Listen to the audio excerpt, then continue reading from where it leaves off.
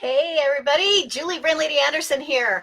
I am coming to you from my business page, uh, getting ready to go or going live with a new video for the brain surviving this crazy time right now that we are living in for surviving the coronavirus quarantine. For those of you who have been following me over the last couple of days or the last week, actually, I've been putting up some videos on different tips to help you get through this insane time. And I am going to right now, really quick, go to my page and see if I can't share this video onto my personal page, so that everybody knows that I'm live there too. Not everybody who follows me on my business page, follows me on my personal line, follows me on my business page. So I'm going to go ahead and share that over there right now. I'm also going to share it onto another page. All right. Okay. So we're live on a couple of different pages. Uh-oh. Did I just freeze? I think I just froze. Did I freeze? Are we having internet connection problems? Maybe I freaked it out. If it's still recording here. All I can see is a frozen picture.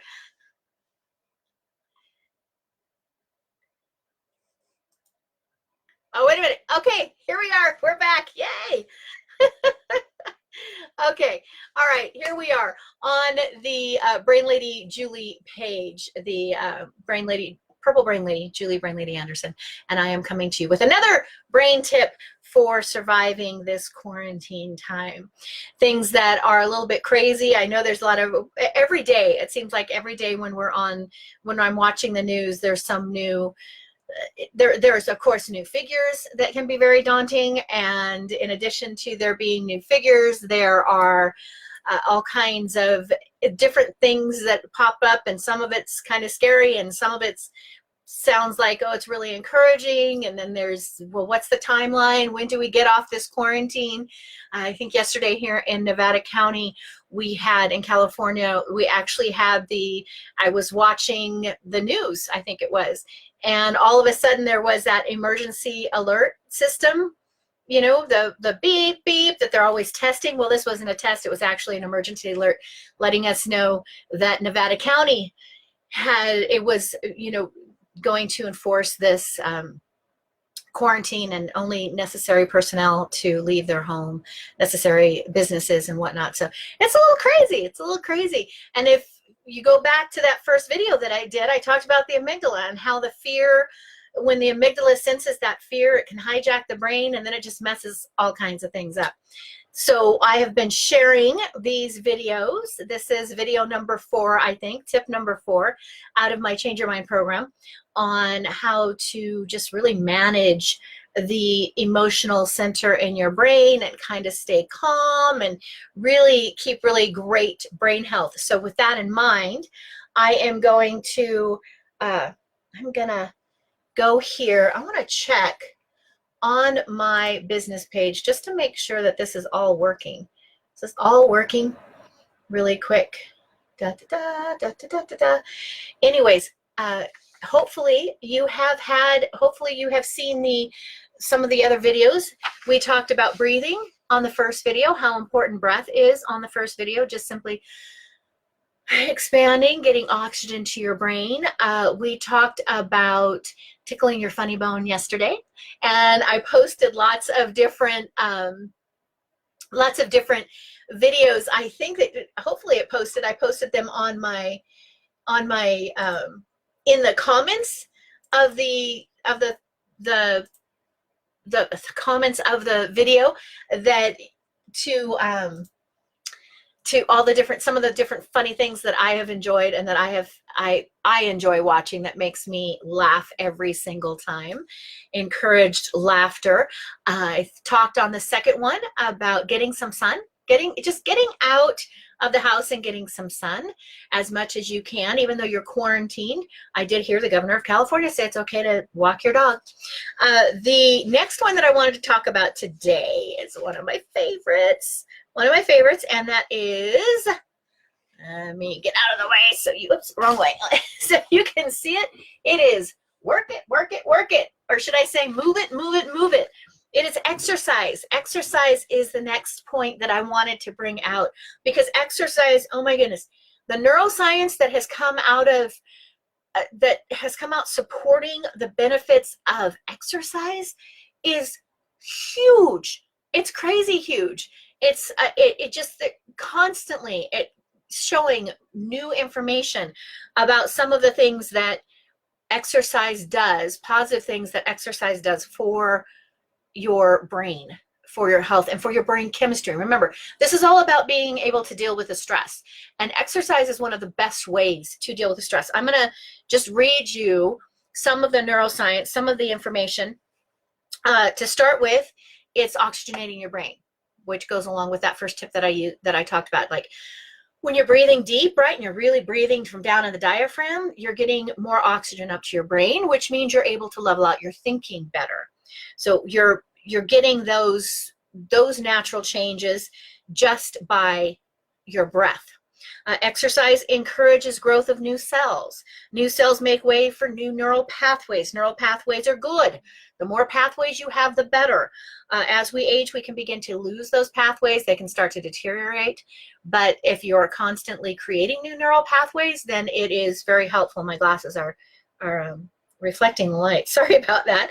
The new neural pathways that gives you more to fall back on as you age. Exercise can improve cognitive performance. Research done at UCLA, let me read this to you. And I've got everything that I'm sharing, I have the neuroscience references for you. So if you want those references, let me know. Comment down below and I'll send you an email with some of those references. Coming out of UCLA showed that aerobic exercise spares age-related loss of brain tissue. It enhances functional aspects of higher order regions involved in the control of cognition. More active or higher fit individuals are able to process information more rapidly. So it improves the thinking process. Some research even shows that exercise literally increases the size of certain portions of your brain, meaning that there's more neural connections. It's actually expanding there, such as the hippocampus. Now, the hippocampus is crucial for memory, right? So the exercise then, by extension of the growth in your brain, can improve in your memory. In addition to those benefits, one of my absolute favorite quotes from any film is from Legally Blonde, and Elle Woods, in her defense for her client who couldn't have possibly killed her husband, she says, because exercise creates endorphins, endorphins make you happy, and happy people just don't kill their husbands. It's really true, because exercise does create endorphins. It actually shifts the neurochemistry in your brain to a positive one. It increases the levels of endorphins and serotonin in your brain. I talked about that on the sun, when I did the sun, what serotonin does for the brain. It also improves the way that these neurotransmitters process in between neurons, leading to more positive feeling and long-lasting benefit. So it's not just what you're feeling while you are exercising and while you are being active.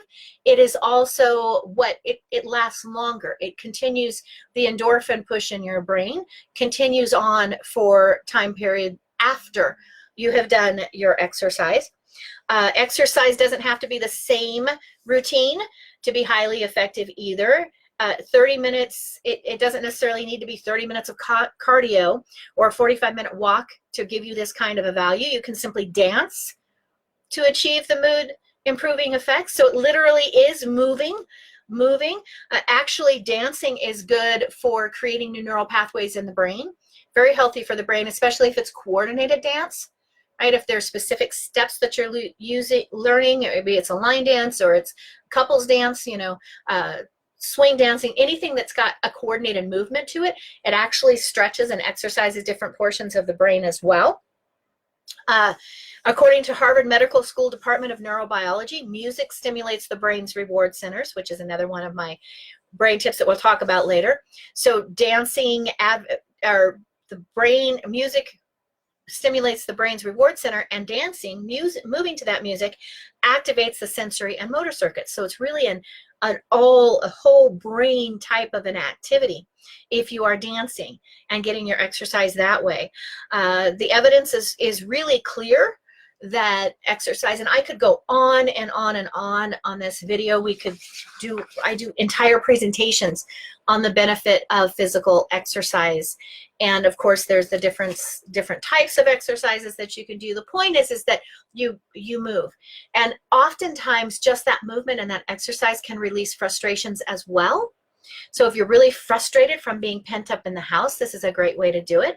If you are pent up in the house with your kids and you're not used to that, I homeschooled my kids for 16 years, so I was kind of used to being around them all day. But if you're not used to it and it's kind of starting to get on your nerves, then do an exercise together. You know, put on an exercise tape. There's tons of stuff on the internet right now. I do exercise programs through Beachbody On Demand. Shameless plug, my daughter-in-law, Shauna Anderson, is a Beachbody coach, so I can connect you with her. I will put her link in the comments here. But they have all kinds of, and I heard, I got a notice that they were doing all kinds of free exercise programs that you could watch online, and you can do those at home. So that's great. Again, it doesn't have to be a specific exercise routine. Just play the music and dance.